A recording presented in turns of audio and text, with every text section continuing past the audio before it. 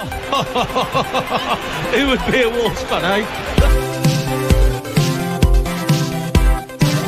On goes ball. Speedball might yet win it here for Wolves. Flash in the shot. What a goal!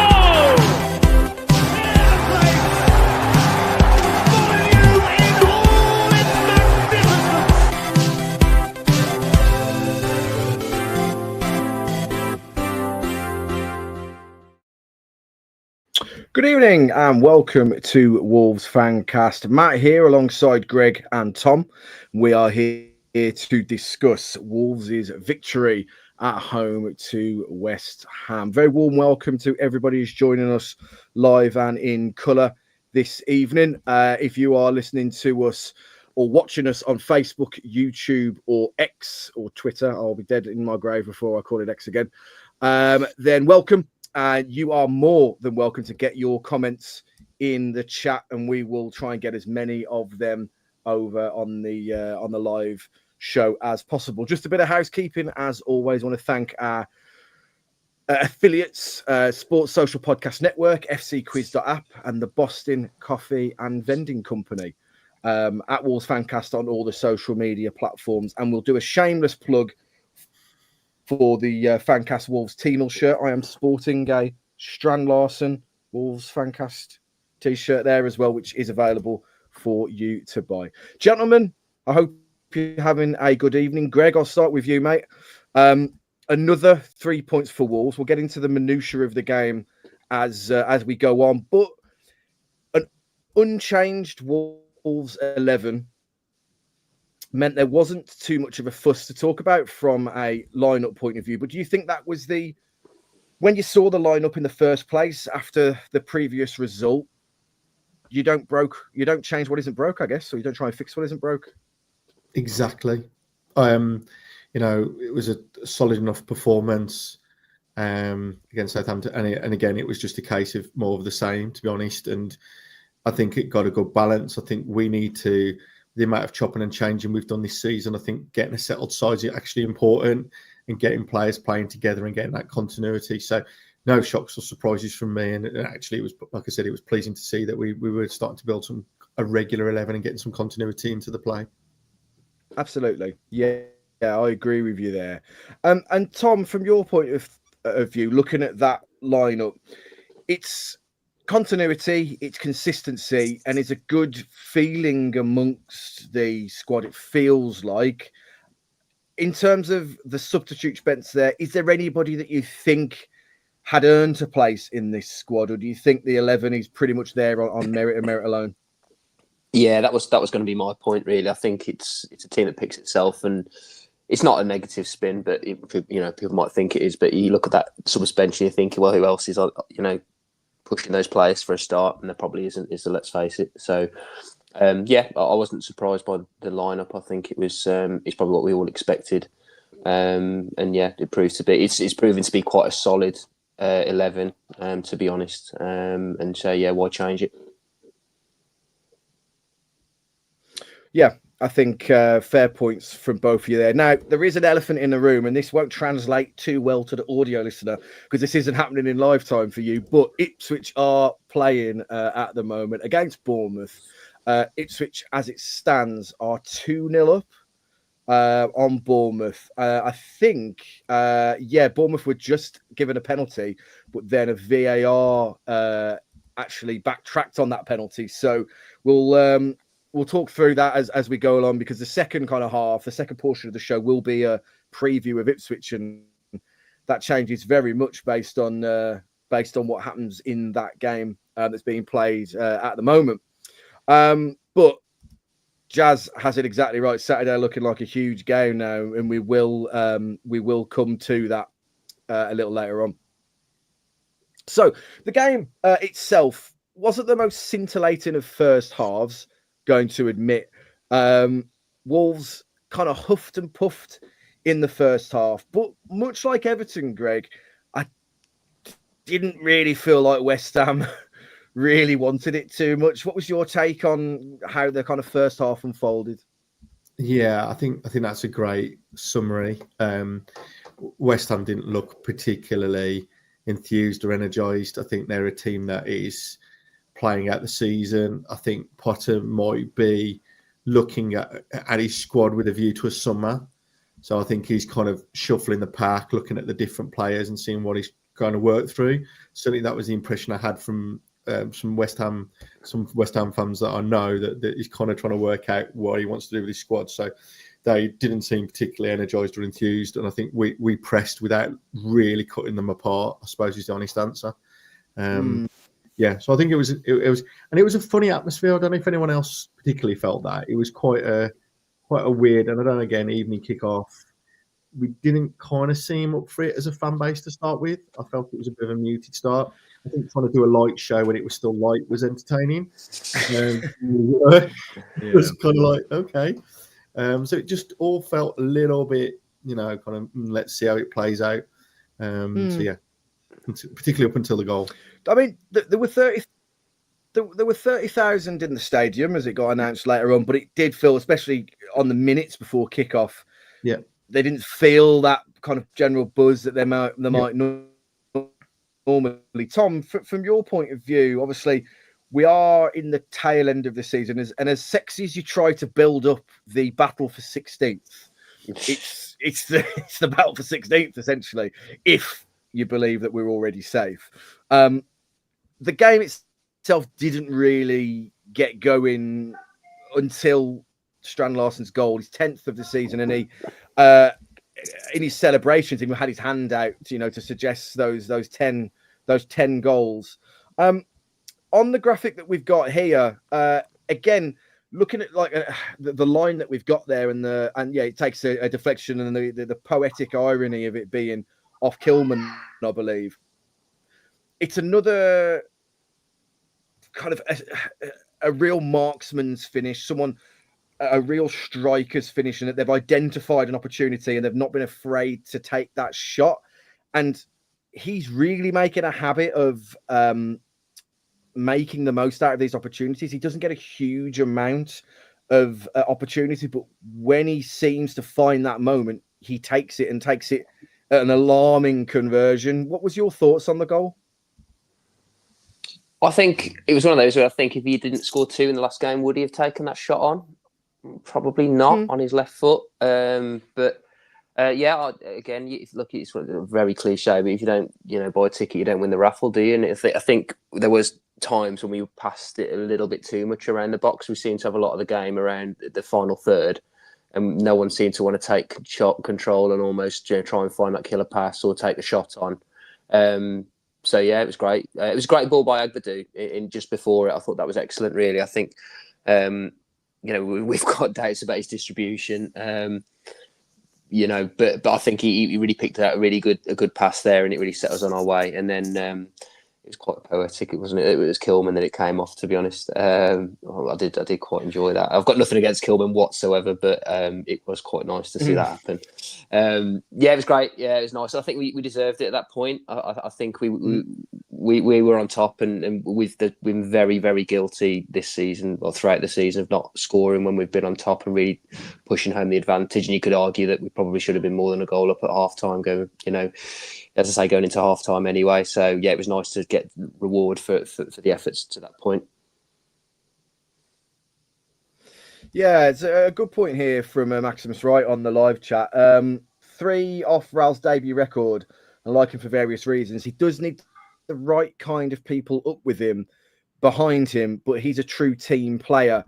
Greg, from your point of view, for a player that scored 10 crucial goals in this campaign in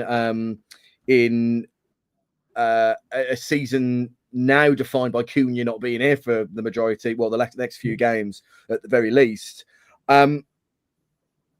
he's a bit of a polarising figure, Strand Larsen, still, for a certain portion of the fan base. And I think they potentially see his touch sometimes, or what I think you assume he's going to be amazing at hold-up play, and he is good, at times, but he still hasn't sold all of the fan base. And I'd like to put you on the spot. Why do you think that is? It's an interesting one. I've been critical of him in previous episodes in terms of his performance. We've had discussions and debates around hold-up play, his aerial ability. so on. And I think it's been interesting because obviously there's been a lot of discussion around his broken hand and some of the challenges, changes and issues around that, which wasn't commonly known at the time. I think also it's looking at the players around him, and I do think we're going to have a big pre-season or end of season transfer window in terms of who's going to be in those positions around him going forward. We know Cunha's gone. We know that Sarabia hopefully will be gone, and I know I'm digging him out already, but that was a shocker yesterday. So we're looking at those players. We've got Bellegarde who's playing effectively there, but let's be honest, his natural position is in centre midfield. Now that's going to be, we'll see how that plays out, obviously, with Gomes and Andre definitely being the first two. And then it's kind of like, well, who's going to play around him? And I think that's going to be quite an important variable. I mean, 10 goals is not a bad return. It's a good return, particularly in a team that's, been at the wrong end of the table for the vast majority of the season, in fact, nearly all of it. So I think it's going to be interesting to see how we work through. I think he's a confidence player. I hope he's not a Huang confidence player where it's like you get this one burst and then that's it. So it's going to be an interesting one to see how we play through. I think a player of his height should have more ability to hold it, just from a physical presence, just standing there. I think a couple of times there were some nice touches, but then a couple of times you feel like it just kind of escaped him. So that's maybe something he needs to work on. But goals win games, and if he can, like Max put in his comment, if he can get above 13, 14 for the season, then that's a decent return in your first season in the Premier League. And as a younger player, I think so. I think so. Well put. You have asked for it, so we're going to speak about it. Someone push Munetsi, please. So we are going to have a little talk about Munetsi's performance during the game.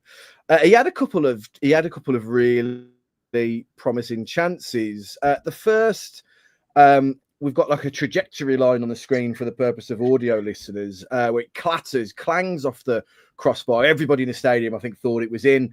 It hits the crossbar. Tom, from this opportunity, I think it comes to him quickly. He hits it first time. I think he can be forgiven for, I suppose, technically not hitting the target, hitting the crossbar. This opportunity, it comes to him quickly. He takes it quickly. Not as wasteful as I think another chance we're going to talk about. But is it more important to you that he's getting in the positions and missing them than not getting in the positions at all? We can rewind this 5 years, can't we, to Dendoncker? This was always the Dendoncker debate. Exactly. Yeah, he's a bit of a new Dendoncker, isn't he? I think he does cause a bit of chaos, doesn't he? I think his positioning obviously is excellent. It's really good. He's clearly a very intelligent player, and he's clearly a very, very good athlete. I think as a technical footballer, he is limited. If I'm putting it politely, he's not going to be involved in any sort of free-flowing football. But then there's that argument, is he? People playing better around him because of what he does. And we've been very, very critical this season, and rightly so this season, about some of the effort we think that the players are putting in. And that is something absolutely that you can't level at him. And I know we're saying we just don't want 11 headless chickens running around on a football pitch, but you sometimes need these types of players in your team. And I'll give anyone time, if I think they're putting in 100%, whether he's going to be a long-term fix. I think probably not. I think if Cunha is to come back in, I think he's the obvious one to come out. And I do think he should have had at least one yesterday. I can almost forgive him a little bit more on the second one because he was absolutely blowing out his arse. I obviously absolutely should have done better, but he should have been putting that away for me. The first one, yes, it's come to him quick, but I think most players of ability put that away in the Premier League. So yeah, I like the bloke. I do. I don't think he's a very good footballer, but I think as a team player, he's very good, and the stuff he does off the ball is fantastic. And there's a lot to be said for that. I think maybe he's the type of player you play in the games where you're not having much of the ball, so or where you're just really going to go high press, because he can play that role very, very well. What he does is one of those that you want him to press like a maniac, win the ball back, and then give it to someone who can play. Yeah, it's clear from, well, it was clear to me, my understanding, but maybe not. But we had to utilize all of the press as much as possible in the game yesterday, with Andre, Gomes, and Munetsi all had a bee in their bonnet. It felt like it got quite tetchy at times, especially as the referee kind of lost control of the game. It felt like the yellow card given to Sarr on a corner that seemed completely bizarre when he was being pushed around, and the referee didn't have a stellar performance. But with Munetsi, Greg, it's important, as Tom rightly did, to talk about what he does off the ball, the disruption that he gives, his physical presence, the work rate, and long gone of the days of a Mick McCarthy 11 of just solid work rate. It's not good enough. That won't keep you in this division. However, it is really important, and our Fancast group chat is alive with conversation about Munetsi on a daily basis. And it's always the same two people arguing, and I don't know why, Stu. But it's important, isn't it, from a Munetsi's point of view, that we have that physical presence in the squad? Yeah. I think, like Tom said, I think he's a means to an end, particularly right now, where we are, where we are in the league, the challenges we've had. I think he's there. I think he also suits a more physical game, which, if you look at the Evertons, the West Hams, those kind of, you look at their team, it's going to be a battle. It's not going to be a game of footballing chess, right? So you need, he's a very specific tool, but he's a tool that we would need in the toolbox for those type of games. Like Tom said, he's not going to whip it in from 25 yards. He's not going to be beating guys, putting it through the legs, running around them, all this kind of stuff, right? He's not going to do the Ryan Aït-Nouri spins and all that kind of stuff, right? What he's going to do is he's going to chase, and he did cover some ground. He's going to chase, he's going to harass, he's going to get himself about, and he's going to be a nuisance. And I think that's the way you've got to look at it. Now, if hopefully, touch wood, there becomes a time when we're progressing further up the league, then you will see that kind of contribution start to drop out, because you'll have better footballing players. And you talked about Cunha as an example of that. But I think for where we are now, where we need to battle, we need to scrap to get the points, to get safe, then he's a very useful means to an end. And I think that's the way we have to look at it for Munetsi. Okay, good. For those who are watching along live, let us know your comments on Munetsi. What's your thoughts on him in the short and the long term? We'll get them read out. While we're talking about Munetsi, we'll talk about his second chance. And Tom, you alluded to it. Actually, by this point in the game, we're into the 94th minute of the game now. I think he's like trying the outside of the boot, or the pass, I guess, is on for Strand Larsen here as well. But in the dying embers of the game, where actually we've almost got it wrapped up, what are your thoughts on this? Are you putting too much blame on him, or is it just one of those chances at the end of the game? He's knackered. He didn't really affect the outcome. We move with it. That's not what I was saying at the time when it went wide. And if you look at that still that you just showed, it looks like a pretty good chance, doesn't it? You're backing someone to score from there, surely. Yeah, like I say, he was really, really blown at that point, and I know it's a bit of a weak excuse, but to be fair, Larsen busted the gut, and he could have just squared it to him as well. I think he's done. It wasn't. I don't know if you can call it a shot.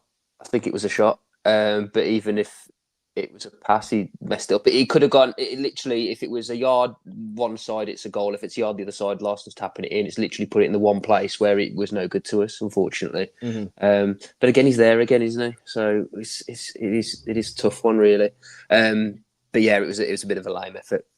Yeah, let's face it. Now, an interesting, and Andy or Andre in the chat referenced it, that from the South Bank view, it looked like Strand Larsen had just let that ball sail across him and was almost being very kind in allowing the ball to kind of trickle in, and could have booted it in and there was some very choice words from the people in the South Bank about that. But actually, on reflection and looking at the highlights, it is further away from Strand Larsen than it appears. Again, that kind of feeling towards Strand Larsen is still, people are on the fence or 50-50 about him at times. The game itself, then, on the whole, it wasn't without West Ham's chances. And Souček had an opportunity which went into the side netting, and for all intents and purposes, it looked like it was going to be the equaliser. West Ham had their chances throughout the game. Evan Ferguson had an opportunity as well, which he scuffed in the first half. Greg, from your point of view, were Wolves lucky not to concede, or did they do enough to contain West Ham to a few good but ultimately off-target chances? Yeah, I mean, there wasn't exactly lots of chances and lots of pressure. I was in the South Bank I'm in the South Bank. I was thinking South Bank. I couldn't quite see the situation, but I could. It looked for me, it was like it was going to be a goal. And so to see it go wide was a pleasant surprise. I think he should have done a lot better with that. But I wouldn't describe them as particularly dominating. I think we sat back, particularly in the last 15, which I don't think we helped us and certainly helped the crowd. But I wouldn't say they were particularly cutting us apart. Really, I don't. There's a few things, but I think the Fulcrum one, I think that where he hit the bar it would have been offside anyway. But I wouldn't say, they harried and they were a bit more energised. But I wouldn't say that they were cutting us apart. I think actually the main reason for them having chances was due to our own errors more than anything particularly inspirational on their part. I mean, there was obviously some interesting kicking from Sarr, and then obviously a couple of mistakes at the back. But I think it was more our own errors more than anything that they were doing. I think that's the one thing going into the weekend that we need to make sure we're right on top of. Well, with that in mind, and we will discuss the Ipswich game shortly, it's Bournemouth have got a goal back in live time to 2-1 to Ipswich presently. We'll keep you in the loop with that as the game progresses. So speaking of those mistakes, Toti Gomes, I wouldn't say had put on a clinic, Tom, in this game. We've got a kind of caption corner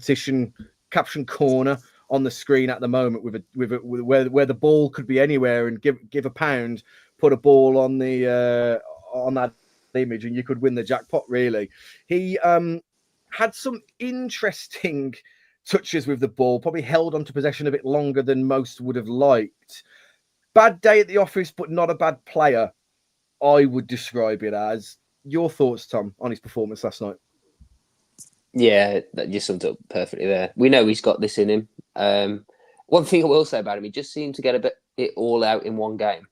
So it's not like he's making a mistake a game, which can obviously, I suppose he's getting them all out in one game. I mean, he had about 4 or 5. I mean, that Evan Ferguson chance you referenced, I think that was exactly the same. I think he was trying to play down the line, and he got intercepted. It was just quite strange. I think, do it once, you sort of forgive him. Twice, again, you maybe give him a little bit of benefit of the doubt, but then he must have done it about 4 times. I don't know what he's trying. I think he was under a lot of pressure to try and keep the ball. And I think when he's got a bit of time to think, he's probably he's very much an impulse type player, isn't he? I think you give him a bit of time to think, and it's probably not the best thing for him, really. But we all love him. And he's made a massive difference since he's come back. So and even when we tried to give him a goal, they couldn't convert. So I completely agree with Greg. I think anything they created, in inverted commas, all came from our errors rather than anything else. They didn't really do anything. They were very poor actually. At the first half, they were dreadful, and people clamouring. I remember there was a bit of chat on X, weren't they, when that Evan Ferguson moved, and they're like, this is the type of player we need to try and get on loan, but he looked dreadful. If you could criticising Strand Larsen for not doing anything in a game, they need to have a look at his performance. They were poor, but again, you've got to take advantage of it. I will say, we had one decent half yesterday and probably one poorer half, but we won 1-0. We did that earlier in the season plenty of times, and we'd have lost 3-1, 4-1. So it's the stability and I don't know, sort of the concentration, and he's just really got us drilled at the back now, and it makes all the difference. It does. It really does. Greg, you mentioned Hwang's name earlier, and there was one moment in the game where Totti, in a dangerous position, just hoofed the ball up into the air and got no kind of angle on it. It just literally went directly up vertically. And that reminded me, I think we were beating, I want to say Newcastle, and then Hwang cleared a ball. We ended up conceding an equaliser, I think it was, in a similar position, similar point of the game. It wasn't a spectacular day at the office for the player. However, he has been instrumental in that defensive stability that Tom had mentioned. So we give him a pass on this occasion. What say you? Yeah, I agree. The way I look at it, he's got enough credit in the bank over the last 6 games to have a bad one. That's the way I kind of, he's been a standout player. It is, we've got to look at, since he's come back from injury, the defence has improved immeasurably, particularly having a left footer on the left side of defence. And has been, particularly from the game, recent games, we've been calling him out here as man of the match. So, listen, everyone has a bad day at the office. He's had one. Hopefully that's it. And that's out of his system and we move forward. One of the things that I was thinking about it because I was like, yeah, he's had a bit of a stinker. One of the things that I was looking at is, Aït-Nouri had a good game yesterday. Aït-Nouri was coming across quite a bit. Mm-hmm. And his kind of default ball is, he picks the ball out from Agbadou, and his first instinct is to look to the left back. And I think what we're seeing is that Aït-Nouri was coming across into midfield, so his default option had gone. Like you were saying, Tom, it's like repetitive, right? I know I'm playing. And I think then when he's like, oh, he's not there, what's my options? He's either got a channel or he's trying to bring it back into the midfield, into the centre midfield. And there was a couple of times where I think that's what it was. He was kind of going, right, I'm going to roll it straight out to Aït-Nouri. Oh, he's not there. Crap. What do I do? Then he starts to drag backs and then it all starts to get unravel. But yeah, for me, he's had a bad game. It hasn't cost us. That's great. And yeah, I think he's got enough performances in the bank, unlike some other players, where we'll give him that pass. Yeah, really well put, mate. One mention on the referee at the end of Maximus Wright's message in the chat here. Defended well for the majority. Still that bit of sleeping, drifting. We make the crossbar ring. How it was not 2, could have been 1-1 for sure. Let's not talk about the ref. Well, let's talk about the ref, Tom. Frustrating, I think, is the word for me. Some difficult decisions, lost control of the game. Andre was a lucky boy. With hands around the neck of his man at one point. So maybe the ref wasn't as much of a shithouse as we think he is. However, it was frustrating for at least the home side. It felt like the referee wasn't really on the same page with the game. What do you reckon? No, I agree. If you want to show a young referee how to not control a football game, you'd show him that one. It was pretty dire from start to finish, and not just for us. I think from their point of view as well. Some really, really bizarre decisions. I mean, his decisions on bookings were really strange. Like the Saar one was a bit bizarre. There was a coming together with, I think it was Andre and someone else, and usually in that you do see both players get booked. That didn't happen. I mean, I don't know how many fouls Paqueta made throughout the game, but I think we made 1 or 2 and get a booking. And Paqueta seemed to be getting away with everything, and he's probably lost a bit of money on that because I'm sure he had himself to get booked at some point. But it was just a bit, it was awful really, and luckily it didn't affect the result. And I agree. I think Andre, he was a bit lucky, and I think Pereira had to sort of save him from himself there as well. I think since that Gomes sending off at Arsenal, he does seem to take either one of those off when they're on a booking late on in a game. Which is a shame because I think he's brilliant, isn't he? And he wins the ball back so much for us, and he looks after the ball when we have it. You can really, really trust him. Luckily it didn't cost us, but it was an awful performance, really, really bad. There's some bizarre ones, like there was a throw in I seem to remember by me where Wan-Bissaka just made a complete sliding tackle on Aït-Nouri and he's given the ball. He said it was their throw, which is just it was bizarre. A lot of pushes in the back that weren't given, but. It's something we've got used to, unfortunately, now in the Premier League. It's just, seems to be getting worse, if not, definitely not improving anyway. No, I agree. I agree completely. It's as we come towards the end of kind of the analysis of the game itself. A shout out, I think, to those two in the middle in Gomes and Andre, Greg. A lot of effort was put in, as usual. It's no surprise, it's not like this is new news, but once again, having them that reliable, but tenacity, eagerness to win the ball back, that physical presence must be so reassuring to that back line to know that they have those types of players in front of them. And it's not an if, it's a when those players move on, but we are very lucky to have them in the fold at the moment, aren't we? Oh, absolutely. Absolutely. To have those two in front of you would be a dream. The way they celebrate tackles is is really enjoyable to see as a fan. Listen, that's what their bread and butter is. That's what gets them going. And yeah, the ground they cover. Andre, his reading of the game is exceptional. He literally is looking to sniff out danger, find the cover, find where there's issues. And for me, that they are two exceptional players. And as you say, it's going to be when rather than if. But again, like Neves, enjoy them while they're here. Different types of player, obviously. But nevertheless, you can appreciate them on a footballing for what they bring to the team and what they're good at, because they're very good at it. And listen, let's be honest. If you'd have said to me, even, 10 years ago, that we'd have 3 Brazilian internationals in the squad, I'd have laughed at you. So, the fact that we've got those and they're there, obviously the recruitment, there's plenty of things we can call out where recruitment has been awful. But, we can't fault, particularly in that situation, the players they bought. Andre had been linked with a lot of big clubs. They didn't take the chance on him. We did. And we're kind of benefiting from that now. But yeah, I thoroughly enjoy the commitment, the attitude.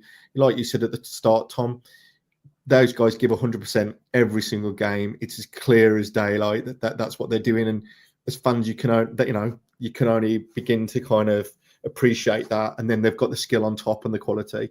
You see like Gomes bursting through, beating 2 or 3 players, and you just think, I wish he could just bend that in the corner now. He didn't. But yeah, they're a joy to watch and bring real passion to the team, which is great to see. Mm-hmm. Yeah. So, Tom, before we wrap up on the West Ham game itself, I want to just bring back the contrast, talk about the contrast between the previous West Ham performance, and we've got a still, the bottom left of the still of the unravelling, the rise and fall of Mario Lemina there, versus the game yesterday and the feeling within the stadium. There was a point where the Wolves dugout were giving absolute guns to the family enclosure and a Billy Wright, who were giving it back in kind. This is scenes we haven't seen at Molineux for quite some time. Talk to me about the difference in the culture and the feeling at the moment compared to the disastrous reign of terror that Gary O'Neill had the club in for the majority of the season. And we spoke on here at length, haven't we, about the tragedy that was the last few months of O'Neill's reign. And it was so obvious. It was just so obvious to the naked eye that they weren't playing for each other. He'd lost the dressing room. He'd lost the fans. So again, I've said this so many times. I just don't understand why it took him as long as it did to make the call. In fact, they even gave him a vote of confidence, I seem to remember, at some point, which was just ludicrous. And if the players are seeing that, what they're seeing on a day-to-day basis, and they know it's not working, and then you've got upper management saying, no, we're going to stick with it anyway, it's gonna rattle you. And the ill discipline. We've had discipline issues, I think, all season, but it's absolutely appalling under O'Neill. And he's made, Pereira, he's taken a hard stance when he's had to. So with the Lemina, sort of thing, and he's called players out. Even players you wouldn't have expected. I seem to remember he called Tommy Doyle out after, I think it was the Forest game, saying he didn't play well enough. But he seems to. he seems to go the opposite way as well, and he really gives praise when he has to, and the way he's hugging and patting everyone on the back at the end of the last game.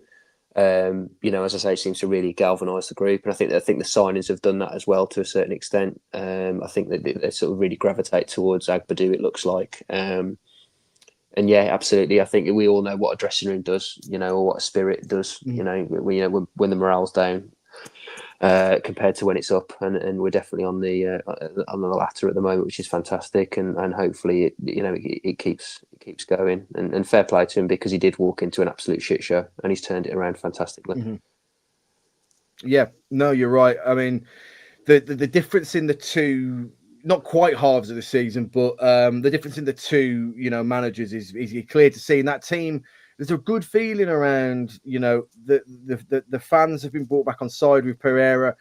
He's clever, I think, in what he does. He has these little taglines, first the points, then the pints, and all this kind of stuff that gets people on side as well. And I think that's important, to be kind of cute in the media as well as anything else. Greg, from your point of view at the minute, the difference in the two squads is going to be huge the two kind of different cultures that have come out of this season is going to be huge in the remaining running of the season. Do you think there are any players now outside of your obvious players, obviously, your Andres, your Gomes, Strand Larsen, are there any other players that you think need to step it up that little bit? John-Rick Bellegarde has been a revelation over the last kind of 5 or 6, 7 games. Who in your opinion is stepping up and really planting, staking their claim for the following season? Yeah, it's an interesting one. I mean, you'd say Larsen is, because now he's scoring, and that's the job of a striker. I think beyond that, I think you kind of, we'll see. I think there's nothing that. I mean, Doherty's had a great second half to the season. Yeah, is that a long-term plan? It's not, I don't think it is. I think the reality is that when Mosquera comes back, 5-year contract, that's obviously the intention there. I think Doherty then will probably struggle to play in the back three. I think then it will be Totti, Agbadu, and Mosquera. I think that will be how it will play, and he'll either play as a backup, either for the right wing back position or for the centre half position. But I think he can be very proud and pleased after a couple of dodgy games there to start with. I think he's really matured into that, and I thought was very dependable last night. So I think he's one that's worthy of call out. But again, I think the circumstances may work against him going into next season. I think that would be the main one. I think a lot of the others will, for me, are kind of wait and see in terms of impressing. I think there's been some solid performances, but no one that's consistently, I would say, has been exceptional, to be honest. Mm-hmm. Good. Okay. The Matt Doherty one is interesting because I don't think anybody had it on their bingo card for this renaissance. And he made that that run he does so often towards the byline last night, out of nowhere, that he kind of crops up, and it was it's great to see that. And dependable, I think, is the word. I think you need those level heads in the dressing room as well. Ones that aren't like superstars in terms of ego and everything else, but those people that just A, know the club inside and out, and B, are your leaders in that dressing room. The players that have seen it and been there at the worst and at the height of what we've done in success as well. So we can rest now for a brief moment as the Ipswich game has come to an end. So we will talk Ipswich in just after the break, and what is now turning into a slightly more pressing game against Ipswich than perhaps it was 90 minutes ago. But we'll have a very short break, and when we come back, we will talk Ipswich. So we'll be back with you in just a few moments.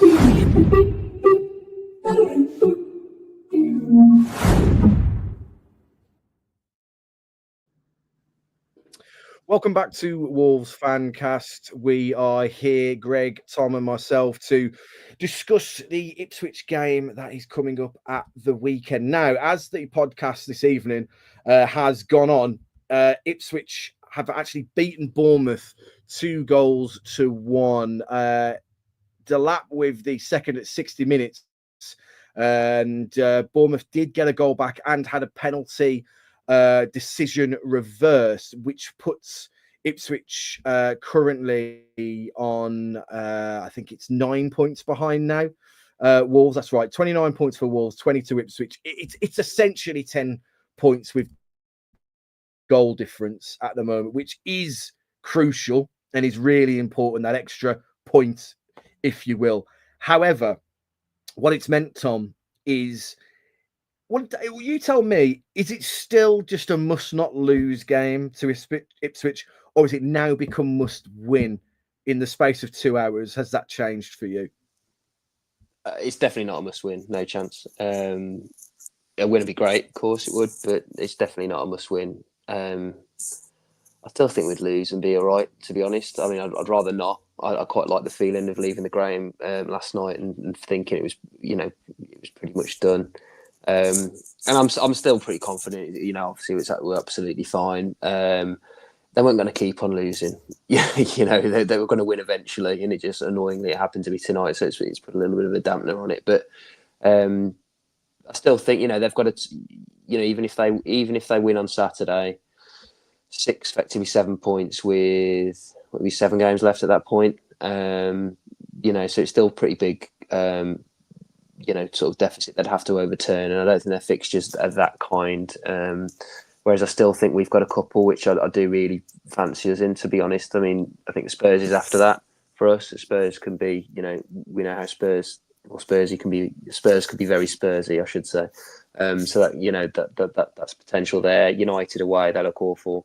We've got Leicester at home coming up as well. So I still think we've got plenty in the bank. Okay, there's a little bit more on it. If they, they'll probably get a bit of belief. I think if we lose, the one thing is that they'll have quite a bit of belief at that point, and if they've won 2 on the spin.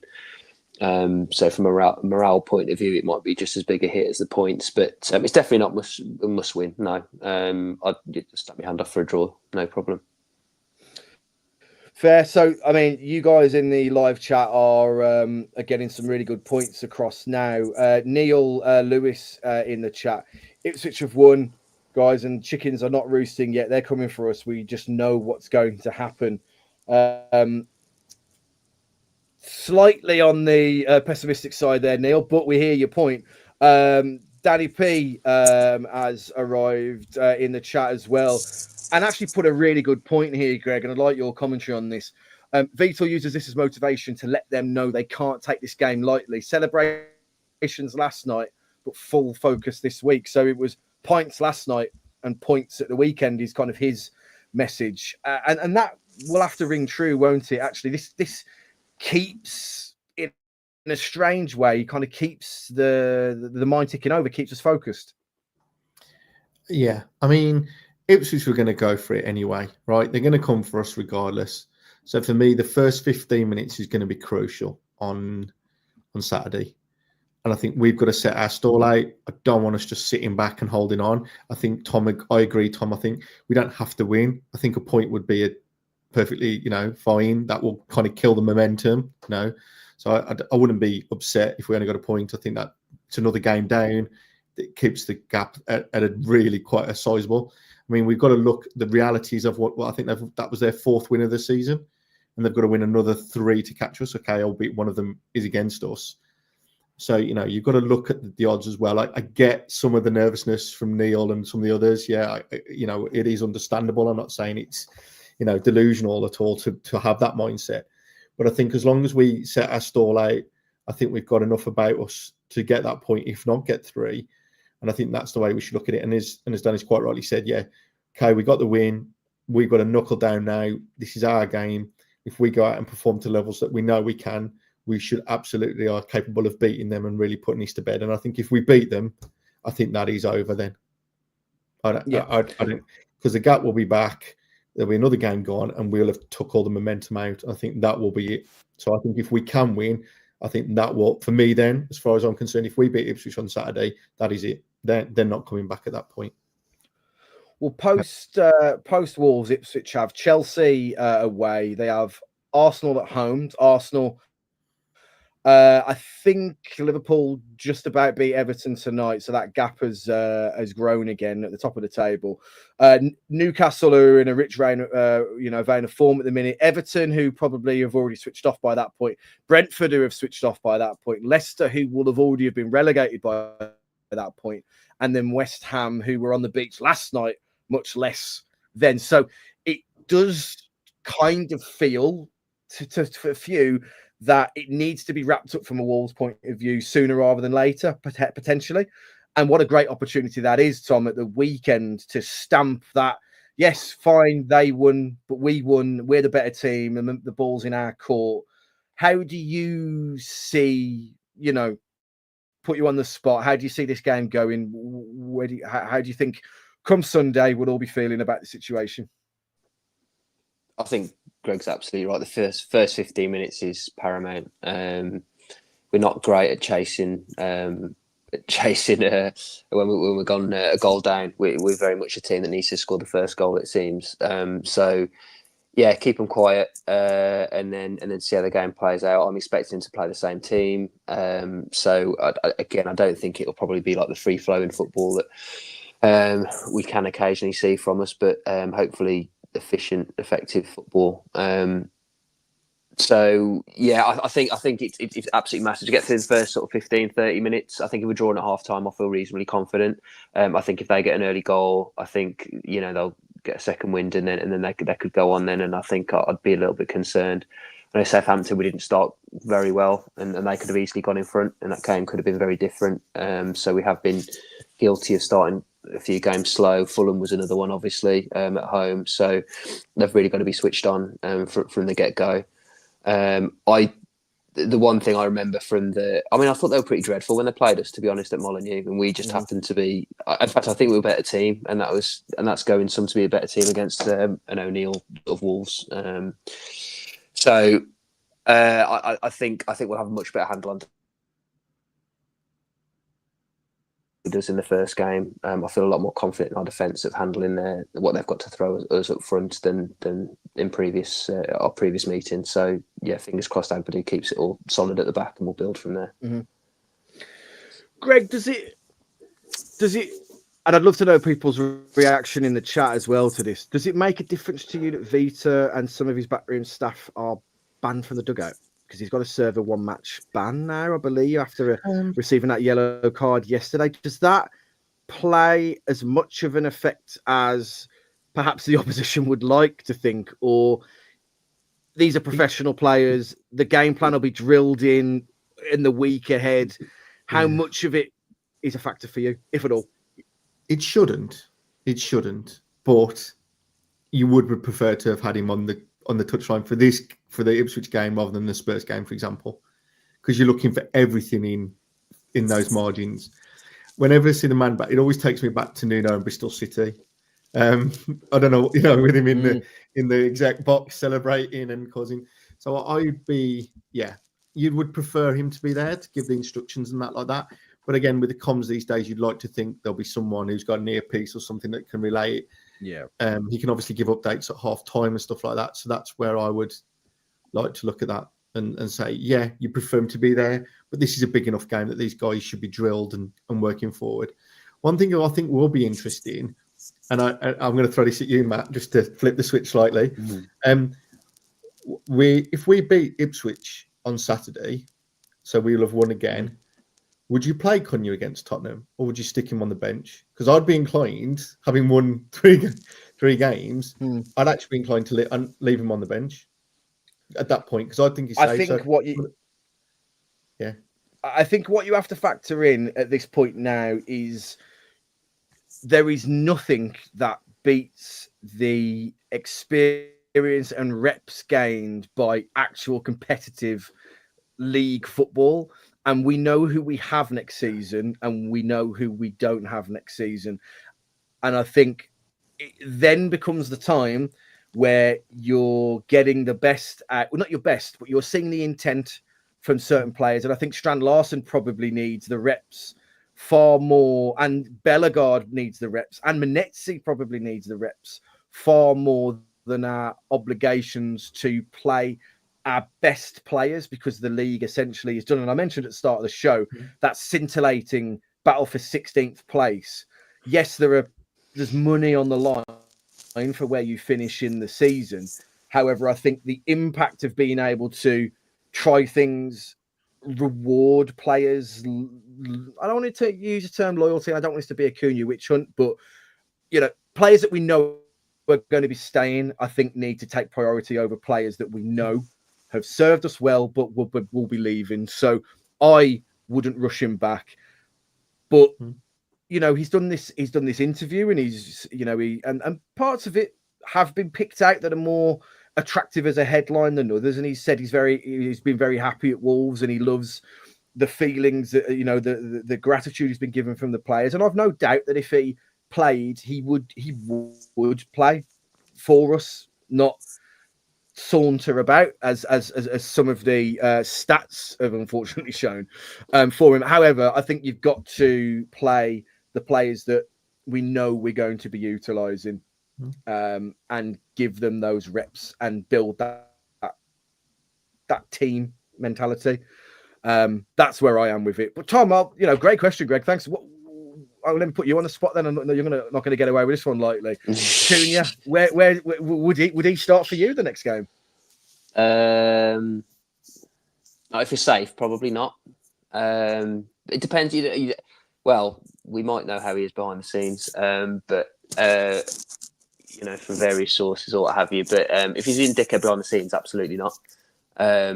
If he's true to his words and he's training really hard, and he's also willing to make amends for what he did in his last game for us, then yeah, okay, fair enough. Give him a game and then see how he is. And if he's playing like 100%, fair enough. If you've earned your place, then fair enough. You carry on. But if he's anything like he was in January post Villa, then I'd bomb him out. Someone will still sign him. He could not play another game this season. Someone will take him, no problem. So it's not like we're, and we know the set price. It's not like he can drive his price up higher than what it is at the moment. We've got a price for him, so he will leave at that price, regardless if he plays every game between now and the end of the season or not another game. So I think as a club, we don't really have much to gain by playing him, other than, like I say, points. If we're not safe, I probably would play him, unfortunately, because let's face it, he's an extremely good footballer, and he does make us generally a better team. Maybe that's the wrong phrase to use, actually, because I think the team spirit and it's been very, very good the last 3 games. We've got 7 points out of 9. Granted, the teams we've played haven't been the best, but there does seem a stronger knit bond between the 11 that's currently on the pitch, and then perhaps potentially when Cunha plays. So yes, he's an exceptional footballer. Are we a better team without him? Let's find out if he does end up getting back in the team. Interesting points. This isn't quite, Greg, the Wayne Hennessy Gillingham scenario, where he doesn't want to risk an injury. I'm sure it was Gillingham. But actually, is there an argument there that you've got the most valuable asset that Wolves have when we talk about players as assets? And wouldn't it be sod's law for him to have some kind of injury that perhaps put the stoppers on a sale? Do you even risk it? Do you risk that investment that is coming in from a sale? Yeah, I mean, I think the point you make, Tom, is an interesting one. I mean, the question I said, if we win, right? If we win, I think if it's like you said, Tom, Munetsi might be the fall guy at that point, probably likely. I think that's harsh. If you've won such a run of games as that player, right? I'm playing for a football team. We've won 3 on the spin. We're playing well. We've won games. Season's safe. To go, sorry, mate. You need to go and step. You know what I mean? Particularly for someone who's been controversial, and I'm being I don't know why I'm being political for, but who's a controversial figure. I think that would be a hard message for that. If it is, let's say it is Munetsi, I think that would be. We've talked about his limitations, fine, but if he's worked in grafting and been part of a team that's won those games, to then say, actually, we're pulling you out for this, I think would be a hard message. I think if we lose and it starts to feel a bit more nervous, then I think you open it up. Plus, the team has lost, so as a manager, you can justify those changes. So I think for me, that's where it sits. So, yes, on ability, he goes straight in. He goes straight. Yep, fine. We all accept that, and he can do things that no other player in the team can do, and we've seen that on many occasions this season, and could be the one that gets us a winning goal and drives it forward. But I do think that Ipswich, in terms of injuries, I think it can happen at any point. We've seen it with players getting injured innocuously. We've had players get injured on international duty. So it can happen at any point. So I think you can never bubble wrap a player and just say you can't play. So we're going to make sure that you're fit so we can sell you. I just don't think football's not like that. Life's not like that. You know, we've seen it many times. I mean, crikey, if I go back to the days of Tony Daly and Steve Froggatt, crikey, every time they got injured, you know, you think, yeah, right. So I think you can't bubble wrap, but I'd be inclined to, I think the Ipswich game for me is the kicker.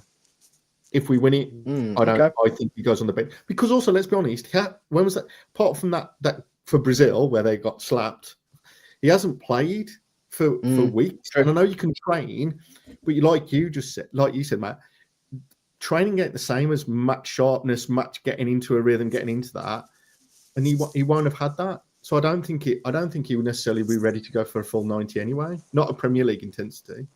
Happy to be wrong on that, but that's my fear. There's a lot of polarizing comments in the chat at the moment.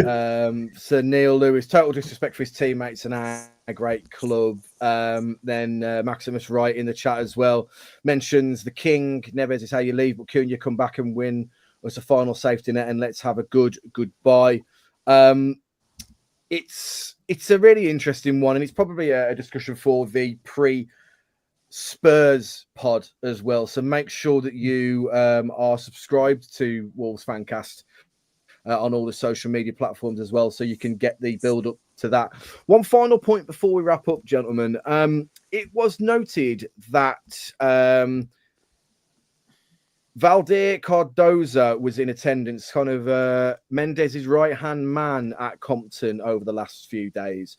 There's a photo on the screen at the moment of Jeff with what appears to be a cut lip. So I don't know what happened in those conversations. However, Johnny Phillips had put out an article earlier in the week, and he mentioned that the Mendes model has served us well in the past, and that Wolves are in a position to reset in the summer, reconnecting. This is a quote: reconnecting with a trusted market and player agency. And when we look at, those times under Mendes and just a few, the list reads like a kind of who's who of success over the most part over the last 6, 7, 8 seasons. Nuno, Cavallero, Neves, Jota, Patricio, Neto, Matinho, Traore, and then players that are more influencing the squad in more recent times: Aït-Nouri, Semedo. You've got a few others: Podence, Vitinha, Sarr, Trincao, Guedes, Nunes. Yes, there's been a few less than impactful players in that running, but in terms of what that crop of players has offered us over the last 6, 7, 8 seasons, it must be an interesting thing, Tom, to think that if we're getting back into bed with this agency that's provided us so much joy under that Portuguese influence of Viterra again, are you daring to dream, or is it a case of at the moment, let's just see this season out and we'll think about that another time? Yes, I hope that kills you sometimes. We were net positive, weren't we, under Mendes? Let's face it. It's definitely been worse without him. We're a buy to sell club with him or without him, so I don't think it makes a difference to the sort of model as such. And generally, I think he has. There's you've just reeled off loads of those players that they would never have been playing for our football club without that link. My only minor concern would be that I think we'll end up getting Forest cast-offs. So I think Mendes will be offering to Forest first, and I think they'll have the pick the players, and we'll have what's left. Great point. Whereas that wasn't the case before, so that's one concern. But I don't think it'll be exclusive. You know, I think Hobbs will still have a bit of an option to do a little bit of something himself. And it's very much a wheel, isn't it? With Mendes, you might get Matinho for 5 million, but then you've got to fork out 35 million for Fabio Silva. So I think the only thing you take from it as well is you can't judge stuff on a deal by deal basis. It's almost like a summer by summer basis, or like a little window, a period basis, and he can do his little motion and tend to get the price that you want for players, even if they're flopped. So I mean, look what he did with Nunes. I mean, how we managed to sell him for 60 million after the season he had for us was bizarre, to say the least. So my only concern's the Forest thing, really, but I'm happy to go back to that sort of model, as long as it's not exclusive. I think you've got to have a little bit of free rein yourself. Excellent. Really appreciate it, Tom. Thank you. So, huge game, obviously, against Ipswich coming up at the weekend. Fancast, of course, will have you covered for all of the post-match reaction. And make sure you are, again, subscribed to our socials to get all of the information. Special thanks again to our partners in the Sports Social Podcast Network, fcquiz.app, the Boston Coffee and Vending Company, the T-Mill store. Look at this beautiful Strand Larsen garment I'm rocking at the moment. Is available along with other T-shirts as well. But mostly, thank you to everybody that has been listening in live time. It will be listening on the podcast as well. We really appreciate your support. We can't do this without you. So thank you once again for spending your evening with us, or your commute, or whatever it is, and however you digest your information from us. Thank you very much. Tom, Greg, really appreciate you being with us this evening as well. Hope everybody has a great week. Check in on your pals. Hopefully we can celebrate another Wolves resounding win against Ipswich, and then we can have that sigh of relief that we all kind of want at the season end. But hope everybody has a great week ahead.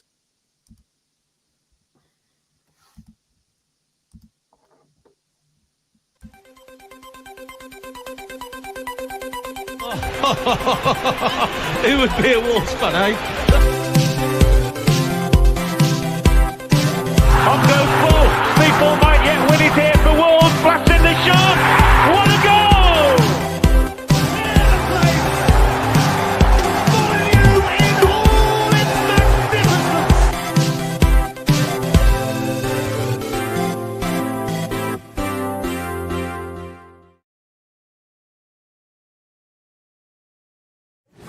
Magnificence!